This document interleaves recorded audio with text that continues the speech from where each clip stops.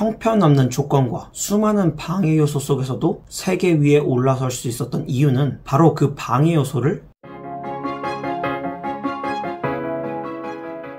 당신의 인생의 불안을 평안으로 김필수입니다. 이루고 싶은 목표를 생각해보세요 라고 하면 일반적인 사람들은 현재의 상황과 조건, 능력을 살피면서 목표를 찾습니다. 그런데 아셔야 할 것은 현재부터 시작해서 목표를 찾아나가는 과정은 굉장히 험난할 것입니다. 나에게 허락된 가능성의 가능성을 이어서 길게 끌고 나가면 무언가 대단한 목표에 다다를 것 같지만 사실은 형편없는 목표들에게 도착하게 됩니다. 그렇다고 전혀 터무니없는, 가능성이 아예 없는 일을 목표로 삼자니 망상 같기도 하고 전혀 동기가 생기지 않습니다. 하지만 성공하는 사람들은 목표를 세울 때 현재부터 시작하지 않고 미래부터 시작합니다. 이게 무슨 말이냐면 먼저 불가능해 보이던지 말던지 내 열정이 원하는 것, 내 욕구가 바라는 것, 내가 정말 가슴 뛰는 것을 상상해 봅니다.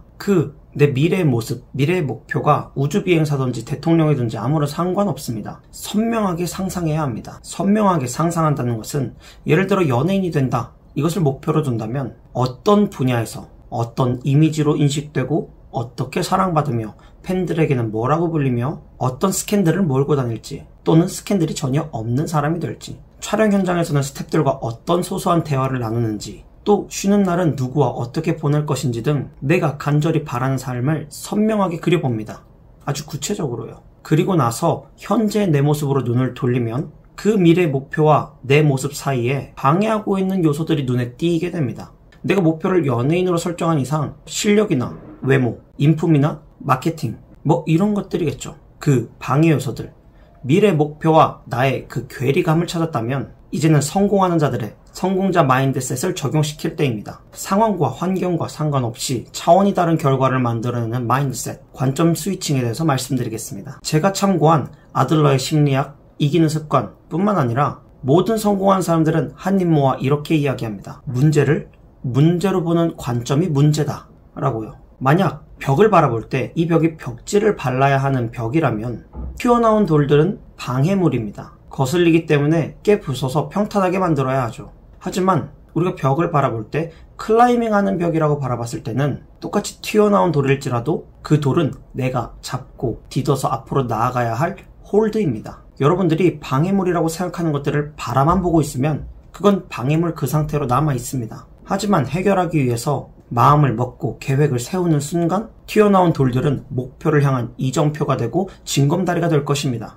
클라이밍을 하면서 이 홀드를 잡고 있을 때 우리가 할 수 있는 유일한 생각은 다음 홀드는 무엇을 잡을까입니다. 언제 떨어질지도 모르는 위기의 상황에서 이따 끝나고 뭐 먹지 이런 생각하는 사람은 거의 없겠죠. 많은 사람들은 목표를 이루기 위한 그 사이의 괴리, 그 방해 요소들을 발견하면 실패의 핑곗거리로 삼아버리고 싶은 유혹에 빠지게 됩니다. 포기하면 편하다는 것은 다 알고 있는 사실이고 거기다가 어떻게 할 수 없는 불가항력이라면 주변 사람들의 수군거림도 없을 것이니 마음이 더 편안합니다. 막 유혹에 빠지고 싶죠.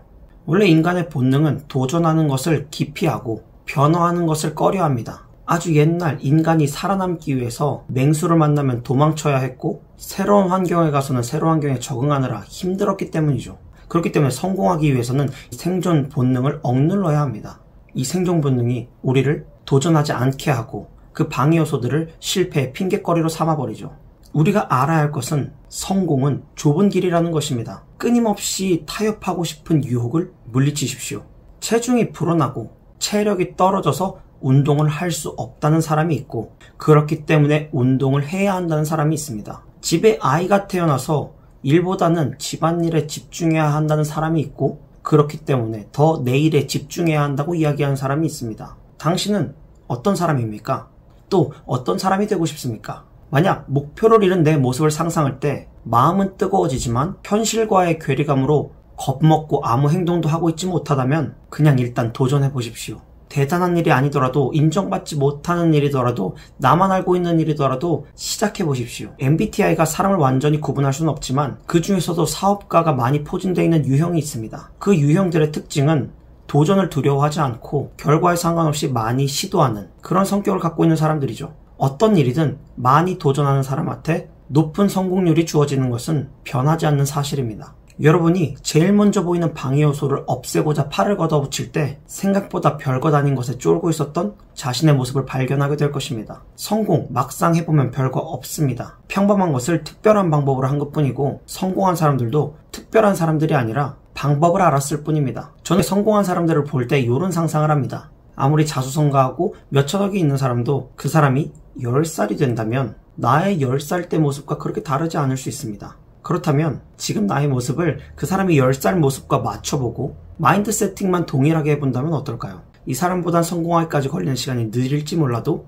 비슷한 걸음들을 걸어갈 수 있을 거라고 생각합니다. 그러니까 성공이 남의 것이 아님을 우리가 알아야 하죠. 이스라엘이라는 나라는 작고 적국들에게 둘러싸여 있고 자원도 마땅히 없는 척박한 땅입니다. 인구도 적습니다. 전 세계의 0.2%로 대한민국 인구와 비슷하죠. 그런데 이스라엘의 유대인들은 전 세계의 부를 움직입니다. 아시다시피 미국의 대기업 오너들 또 미국의 은행장들의 대부분은 유대인들이죠. 그들이 형편없는 조건과 수많은 방해 요소 속에서도 세계 위에 올라설 수 있었던 이유는 바로 그 방해 요소를 성장을 위한 축복이라고 여겼기 때문입니다. 중요한 거는 마음가짐 외에는 아무것도 없습니다. 당신은 목표를 이루지 못한 이유에 매달려 사는 삶과 목표를 이루는 삶 둘 중 하나를 선택할 권리와 의무가 있습니다. 오늘부터 어떤 마인드로 어떤 관점으로 방해 요소를 바라보시겠습니까? 깜깜한 골목길이 무서운 것처럼 불안은 무지로부터 옵니다. 저는 여러분이 꼭 필요한 지식과 지혜를 얻어 인생의 평안을 누리시길 원해 오늘도 영상을 찍었습니다. 여기까지 들어주어 고맙습니다. 안녕!